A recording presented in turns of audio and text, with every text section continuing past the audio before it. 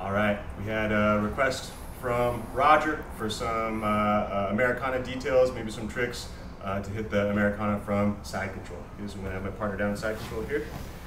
So, Americana from side control. First of all, look, of course, you probably know by now that it's not really like a go-to move. I'm not going to land here in side control and start hunting for the Americana. It's too easy for my partner to see it coming and to make his defense. So one thing to think about before we get into the specifics is what I require for my Americana to work is basically I need my elbow and my wrist in this space, the space between my partner's wrist and his head, okay? So this is one of the things that makes it difficult. If I go wrist to wrist, I start to push it down, he just turns on his side, brings his head close to his hand, and I can't get my elbow in place. Vice versa, if I go elbow first, he just keeps his hand close to my body here. I can't get my elbow and my wrist in place at the same time, okay? So, first, let's look at one possibility. Let's say, hypothetically, if I could just go directly for the Americana and hit it all at once, it would look like this. Usually I would get it from this kind of modified side control. The final thing I need you to think about for Americana is controlling this shoulder, my near side shoulder, okay? My opponent's near side shoulder, all right? I need to control this shoulder and pin it to the mat so that he can't turn to defend the Americana. It's so easy to defend if he's able to turn and face it, right? So, hypothetically, if I were to go straight for the Americana, it might look like something like this.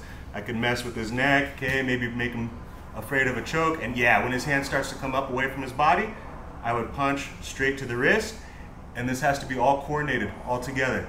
As I bring my elbow past his neck, I roll my hips to my partner's shoulder, okay? And here I could have my Americana all, set up all at once. So one more time.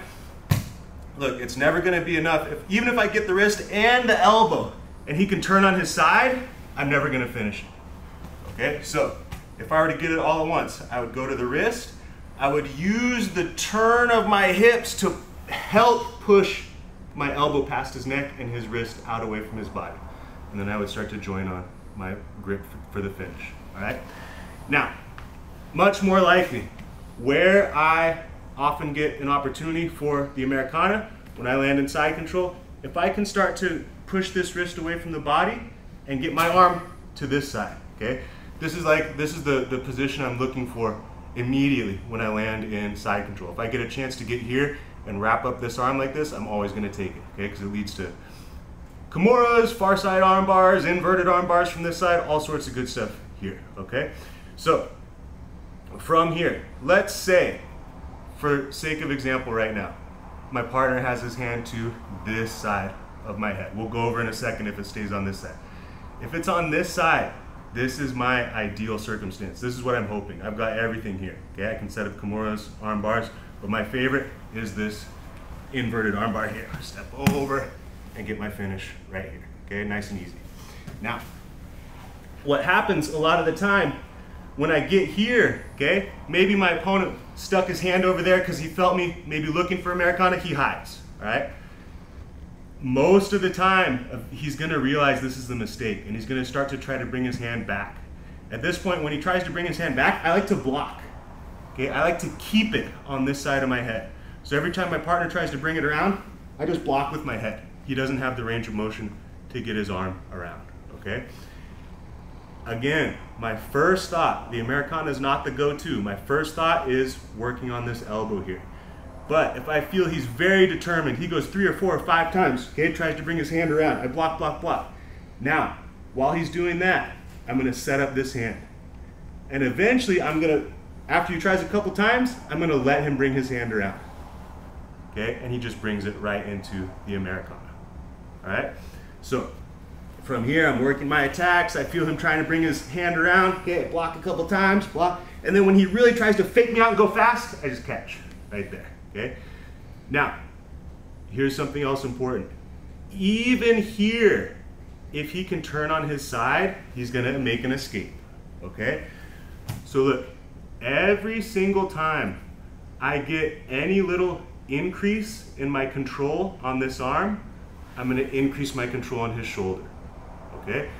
So once I catch it and it's all 100% locked up, as a hard and fast rule, the very next thing I do, pin the shoulder. I don't even go for the Americana until I'm sure he can't turn on his side. Okay? Now, so let's see, the question was about Americana setups, right? So let's say if there was one that occasionally I have some success with where I go straight for the Americana, it would be like this. I come around here, I'm looking for my attacks, and he's being really stubborn. Yeah, he's keeping this arm tight to me, okay? He's not doing anything foolish and exposing his wrist. And even when I start to try to move around to my favorite attacks, I feel he's gonna be really tight, okay, and make it really hard for me to get the separation I want on this arm. So what I'm gonna do here is I'm gonna start to look with this hand, my underhooking hand, to get some kind of grip on his sleeve, okay? It could be like basically any way you can grab this fabric, all right? Just as long as, you know, of course you can't do the illegal grip, don't go inside the sleeve. But basically any grip I can get on this arm. Of course, this grip is not gonna be very strong. I'm not gonna control his arm with this grip. But what I'm looking for is to create just enough tension on this grip that I can get my chin on his wrist, okay? Now, with my chin, I'm gonna start to push and I'm gonna start to work my hand through this gap, okay? Again, my elbow is in place.